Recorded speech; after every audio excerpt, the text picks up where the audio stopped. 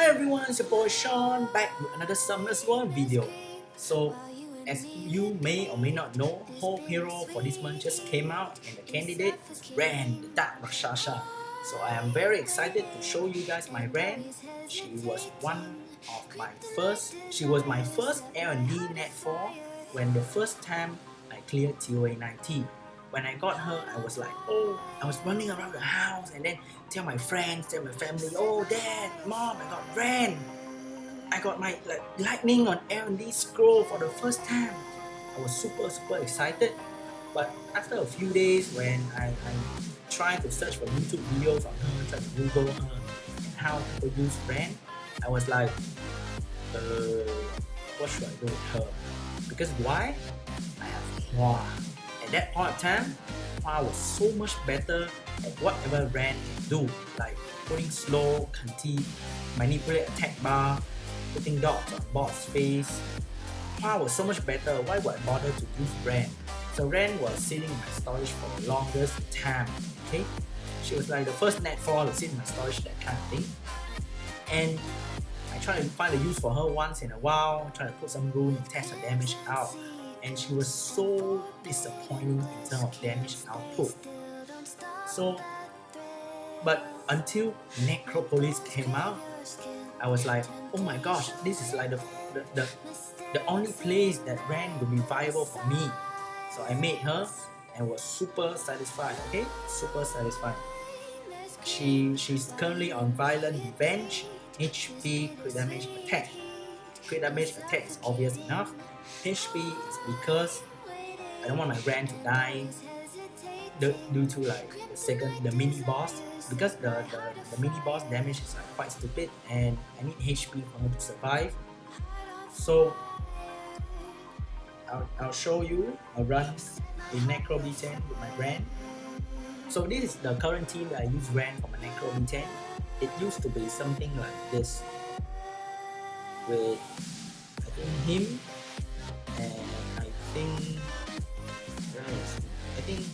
and it used to be something like this.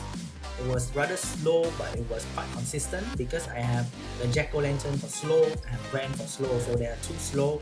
It's a guaranteed slow for me, even though none of them are max skill, so they are sitting at like 50% slow, but it was good enough. So as times go by, I have more monster and better runes. I am now currently running Ran with this team.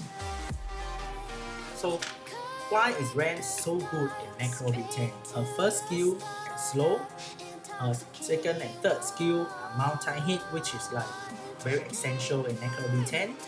She has a dot. She has dot as well and is very good against boss.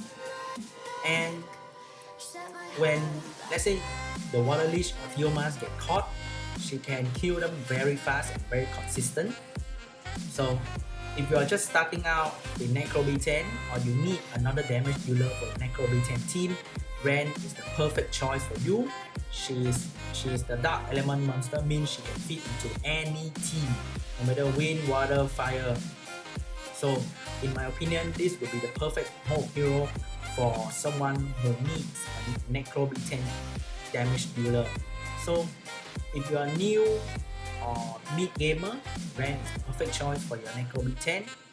However, in my opinion, I also think that she'll be a very solid choice for someone who is starting out in Giants B10 and need a damage dealer. So Ran bring not only damage but good utility into Giants B10 as well, because not like in Necro B10 you cannot manipulate the attack bar. In there, Ran can actually manipulate the attack bar of the Giant's boss and reduce the damage output of the boss on the team. So for Giants B10, Ran is viable as well. For Giants B10, I don't think Ran is a very good option. If you are looking at like let's say right tower then boss team, maybe Ran can be there to put the dot to kill the tower faster. But then if you're looking at like face team and you're using Verd, Megan, Humas or Sigmarus or any other water damage dealer, I think it's a better option. They bring more consistent damage output. But Ran damage is not really that good. So for trans D10, I mean she's a very good option. For Arena and Guild War, how is she doing that? So when back in the times where Bella and Darien is like your everyday AD monster, Ren was like the no option in Arena, because they will just target your Ren and their Vermos will just kill your Ren very fast. So she's not a very good option in Arena. In Guild War, maybe she will be doing okay there, but then there are so many other better options in Guild War, unless I will only use Ren when, let's say, my heal mask die or my traveler die. So those better single damage dealer, so Ren can serve like a backup for those single damage dealer. But then I think I'll still not use her for or Arena. For TOA, maybe she can be a good choice there, because it's a slow dot and also attack bar manipulation. One last thing is about raid. So if you don't have Hua, I think Ren will also be a very solid option for your raid team, because what Hua does is to bring slow and attack bar manipulation, and that is what exactly Ren brings as well. Just weaker option, but something is better than nothing, right?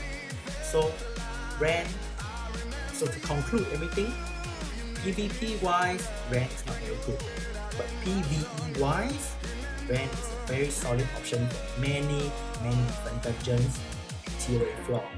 So should you get one Ren? I think you should.